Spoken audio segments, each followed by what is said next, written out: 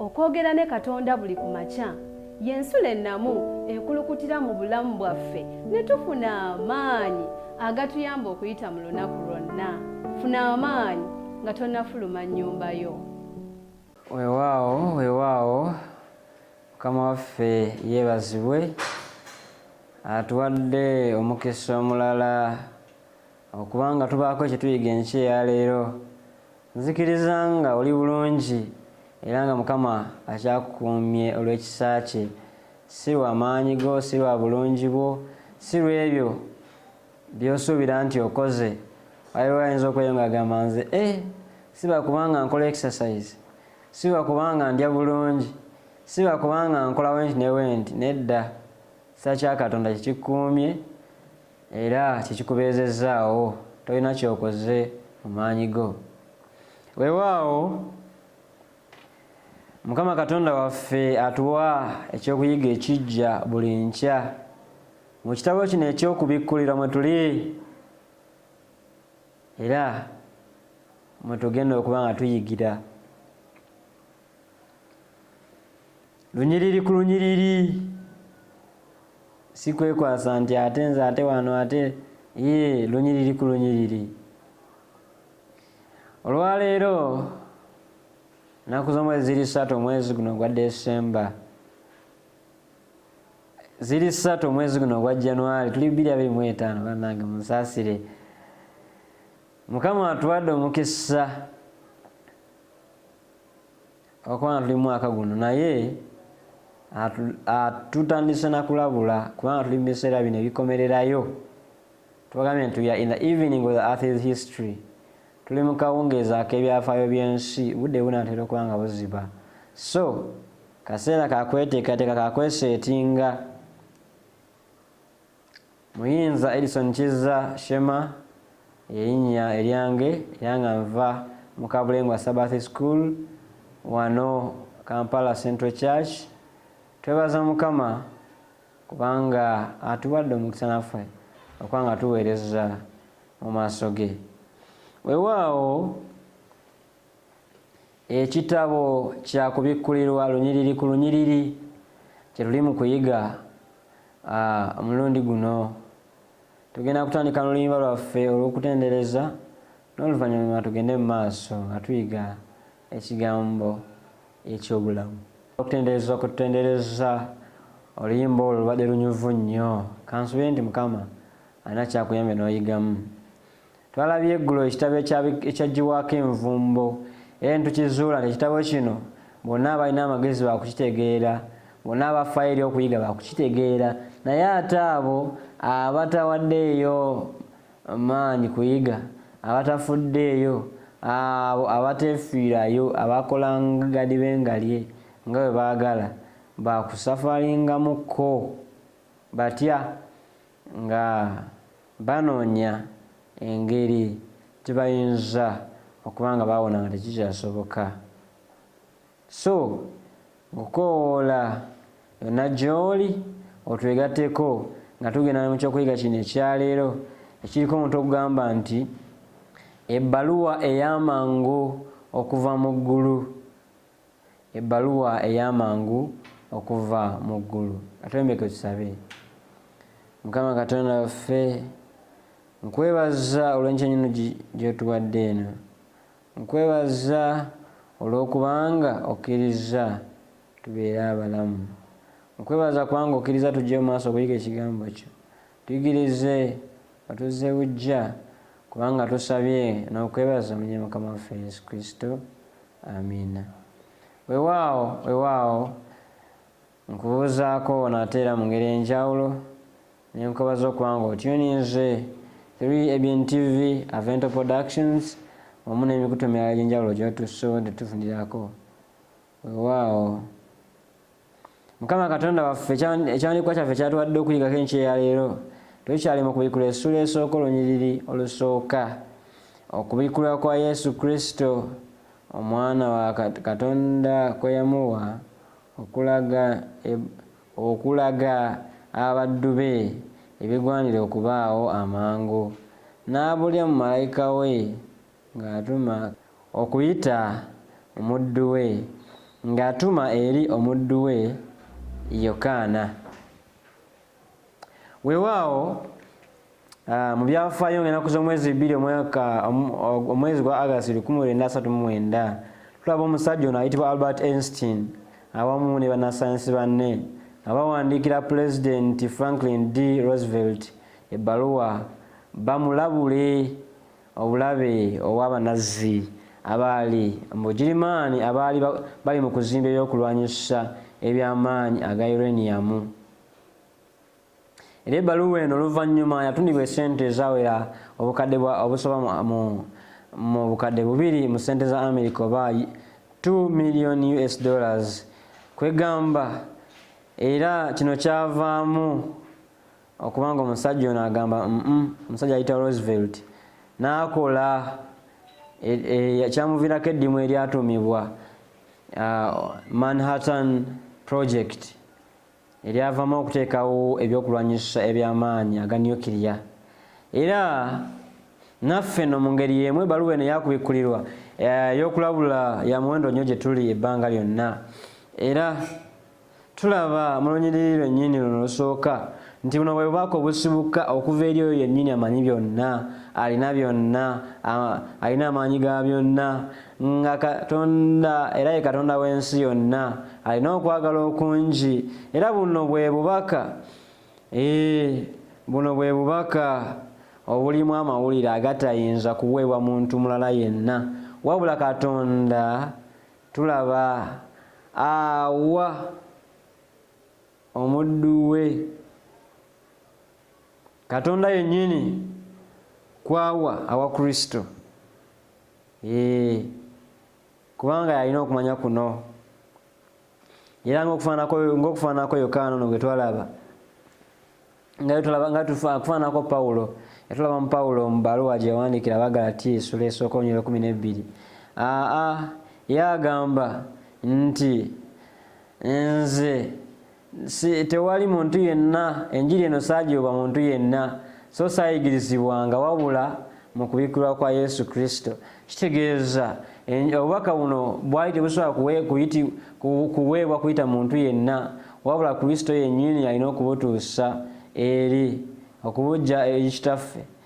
Naye ekirala owetegereza olaba okufaanana n'ebigambo bya nnabbi ono Danyeri, Katonda bwe yabikulira obunabbi obubiseera eby'enkomerero emyaka eyo ebyasa n'ebyasa by'emyaka egiyise. Tulaba nga Danyeri wamala okwogera 2:28 wamala okufuna obubaka, wamala okwogera ne Nebukadduneeza n'amala okumubuuza ebyaliwo, Nebukadduneeza kwe kumugamba nti owaayi musobola okubyogera, n'agamba tewali muntu yenna asobola. Naye waliwo Katonda mu ggulu abikula ebyama era yategeeza kabaka Nebukadduneeza ebiribawo mu nnaku ez'enkomerero. Tulaba nti Katonda ono alina byonna, alina amaanyi ga byonna, era Katonda wa byonna yekka yasobola okubikula ebyama eby'ennaku zino ez'enkomerero. Ky'obola tubikula mu kitabo kya Kubiika tulabye nti okubikulwa kwa Yesu Kristo Katonda kwe yamuwa okulaga eri abaddu be bigenda okubanga bikola bitya, nga bigenda okubaawo amangu. Era muganda wange ne mwannyinaze tuweebwa n'omukisa ne tulaba engeri eggulu bweriwamu amawulire. Obubaka bwava eri Katonda Kitaffe ogenda eri Katonda Omwana okulaga ekitegeeza mu Luyonaani okwasooka okuteeka mu lulimi olw'obubonero oba okunnyonnyola mu ngeri etegerekeka eri abantu. Kwegamba bwe biva eri Kitaffe ne bijja eri Omwana nga Yesu Kristo abizza mu ngeri eyaffe ey'obuntu. Era Kristo ono olwokuba nti yatutegeera yali abaddeko mu ffe, amanyi embeera zaffe eza bulijjo ze tutegeera, amanyi biki bye tutegeera obulungi naye tutategeera bulungi. Kyova olaba kisooka nkizibwa mu ffe mu mbeera yaffe okunnyonnyola mu ngeri etegerekeka, kubanga Kristo mutabaganya eri ffe ne Katonda. Ye ddaala tutuukirako okuyita eri Katonda, ye muzibi w'ekituli eyaziba bridge eyo eyali ezeewo wakati waffe ne Katonda oluvannyuma lw'okuba nti tumaze okwonoona. Era yateeka obubaka bwa Katonda mu bigambo bye tutegeera, kubanga atutegeera ye muntu eyaliko, he was incarnate. Kyeva bagamba nti forever truly God, he became truly human. Yesu Kristo yatutegeera kabona mutabaganya waffe, kabona asinga obukulu eddala we tuyita omuzibi w'ekituli gaapu eyali ezeewo wakati waffe ne Katonda. Yateeka ebigambo ebyo mu lulimi olwangungu tuyinza okuba nga tutegeera, era wamala okubikola bw'atyo n'alyoka abiwa malayika we, era malayika ono kyava abitwala eryani, eri omutume waffe gwe tusomyeko wano, mutume Yokaana. Kyova olaba Yokaana yabuweereza eri ekkanisa y'Abakristaayo, oluvannyuma bulyoka bututuukako nze naawe. Ndowooza tulaba chain eyo, from the Father to the Son, n'abituusa mu lulimi tutegeera obulungi kubanga yatutegeera, then to his angel, wamala obiweereza malayika we n'alyoka abitwala eri omuddu we nabbi. Nabbi yasindika mu kkanisa zaffe ez'Obukristaayo, nange naawe ne bubaka buli kusobola okuba nga bukola butya, nga bututuukako. Era kyova olaba ebigambo bino bitutuukako mu ngeri esinga okuba nga etegeerekeka, si mu ngeri enzibu naye mu ngeri emaze okuba nga egonzebwa, nga bimaze okuba nga bibeera nga bimenyebwamenyebwa, nga birika mu bubonero obutegeerekeka bwe tuyinza okuba nga nze naawe tutegeera. Weewaawo amangu ago tulaba nga tuweebwa ekyokulabirako ekisooka ku ebyo 7 mu kubikulira essula esooka olunywa olusooka olwokusatu agamba nti alina omukisa we yasoma n'abo abawulira ebigambo eby'obunabbi buno, era n'abakwata ebiwandiikiddwa mu bo, kubanga ekiseera kiri kumpi. Netugenda mu ssula ey'okusatu olunywa olw'11 tulaba ebigambo ebigamba nti ku bikulira 3:11 Bayibuli eyogera n'egamba nti njijja mangu nyweza kyolina omuntu yenna aleme okutwala engule yo. Kwegamba ebigambo bino bya ssuubi, osoma 2:6 era weyongera okulaba essuubi erituweebwa. Twasoma luli nga tugamba nti naŋŋamba nti ebigambo bino bya bwesige era bya mazima, era Mukama Katonda ow'emyoyo gy'abannabbi yatuma malayika we okulaga abaddu be ebigwanira okubaawo amangu.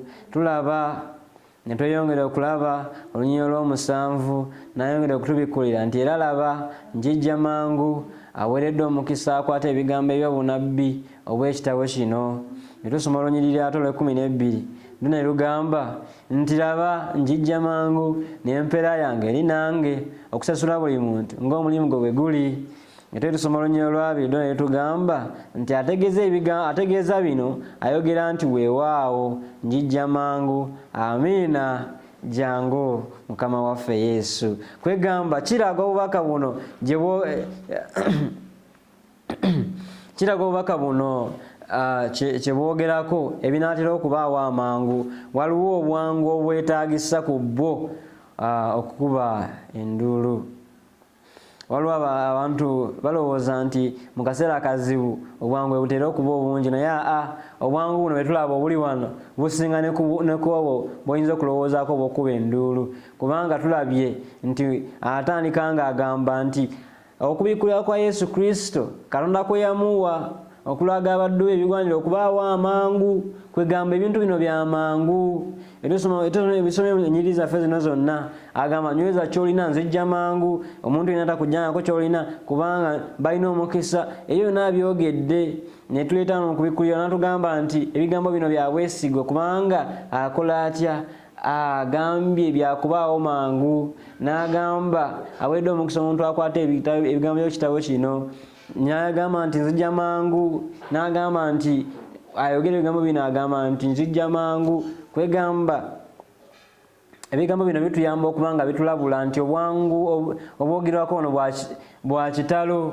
Gwayinza okuba ali eyo muganda wange ne mwannyinaze ngolowooza ebigambo bino birudde. Nedda si we biri. Ekigambo kituufu kiri nti kya bwangu. Oyinza okulaba nga aludde naye ng'agambye nti mangu, si kaseera ka maaso, si kaseera kawala nnyo, kubanga ebiseera bye bino byennyini. Tujjukira Danyeri ng'agambibwa nti waayi teekako envumbo ku bigambo bino, bikkako ku kitabo, kubanga bya biseera bya nkomerero. Naye ate Yokaana bamugamba nti gundi tobikka ku kitabo kino kubanga ebintu bino byakubaawo mangu, ekiseera kikoze kitya, kituuse.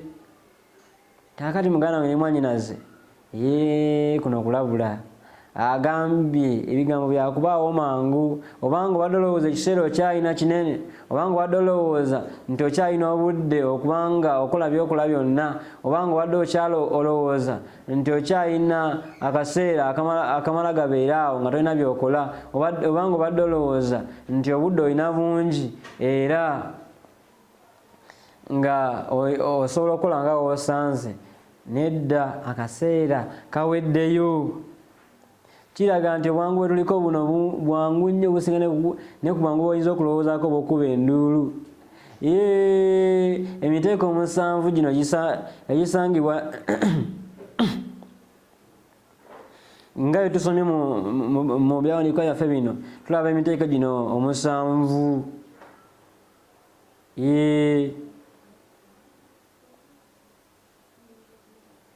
Kitulaga how things are fast approaching, event after event. Kakati gwe muganda wange ne mwannyinaze abadde ali eyo mugamba nti tukyalinayo akaseera, tukyali ku nsi. Nedda, ekiseera kikoze kitya, kiweddeyo. Kubanga tulaba wano nga tulabye mu oda y'ebintu bino bye tusomyeko, yasooka n'agamba nti okuyikulira ebigenda okubeerawo amangu. Balina omukisa abakwata ebigambo ebiri mu kitabo kino ekyakubikkulirwa, kubanga ekiseera kikola kitya, kubanga ekiseera kiri kumpi. Era ne tulaba nti nyweza ky'olina tewabaawo omuntu akikutwalako, kubanga ekiseera kikoze kitya, kiweddeyo, kiri kumpi. N'agamba nti owaaye ebintu bino bya bwesigwe kubanga bigenda kubaawo mangu ddala. Era ebintu bino agambye aweeredde omukisa kubanga njijja mangu. Era n'afunikira ng'agamba njijja mangu, empeera yange eri nange. N'amaliriza ng'agamba ayogera ebigambo bino agamba nti weewaawo njijja mangu. Amiina, jangu Mukama waffe. Kakati gwe muganda wange ne mwannyinaze abadde alowooza nti tukyalinayo akaseera, nkusaasidde, kubanga akaseera tewali, akaseera kaweddeyo. Akaseera k'olina okubanga okoleramu by'osaanidde okukola, osaanidde okubanga weetegeka, kubanga tewali.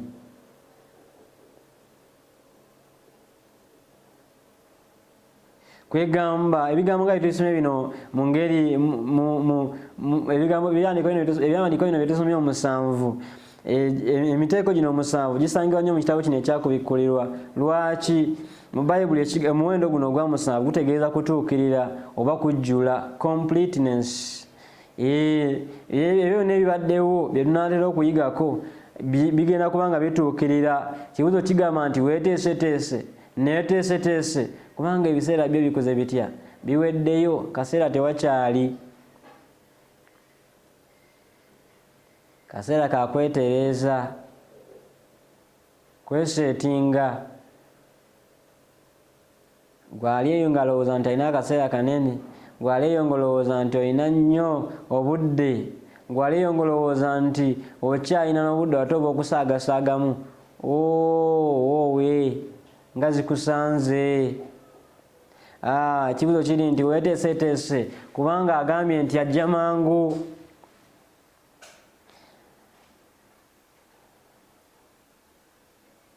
Balina omukisa abakwata abasoma, abawulira n'abakwata ebigambo ebiri mu kitabo kino eby'obunabbi, kubanga ekiseera kiri kumpi.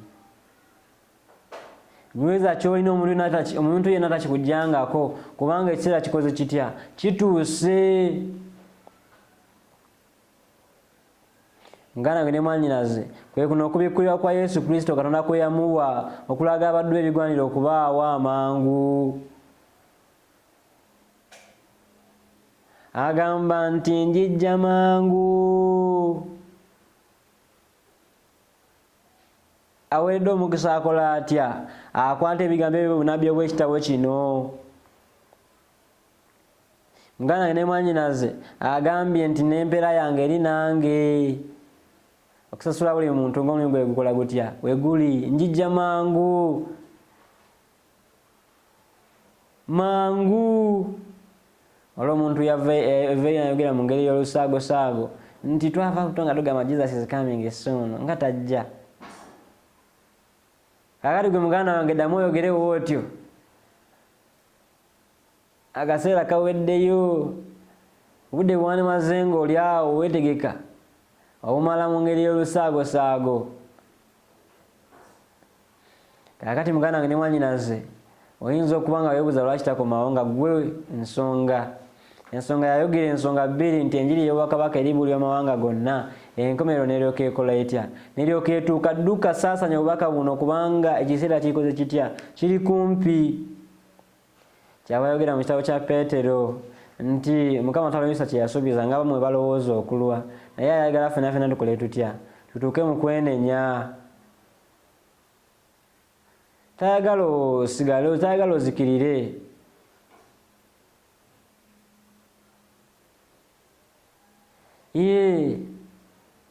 Mukama tayagala omuntu yenna azikirire, naye ayagala ffenna tutuuke mu kukola kutya? Mu kwenenya. Kakati muganda we ne mwannyinaze kibuzo kigamba nti tweteeseteese kubanga ekiseera kye kino, kiseera kiri kumpi, kiseera kituuse. Tuli mu kawungeezi. Nkyagala okujjukiza bya the evening of the earthly history. Tuli mu kawungeezi ak'ebyafaayo by'ensi. Obanga obadde olowooza obudde bwakakya, obudde buwungedde bugenda kuziba, ebintu bizingibweko byonna.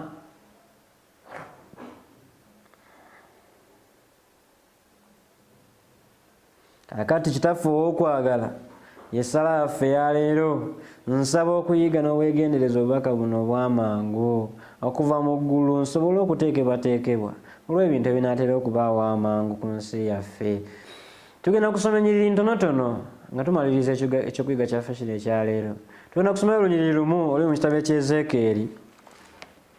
Ezeekeeri essula 3 olunyiriri lwa 17. Bayibuli eyogera ng'egamba Ezeekeeri 3:17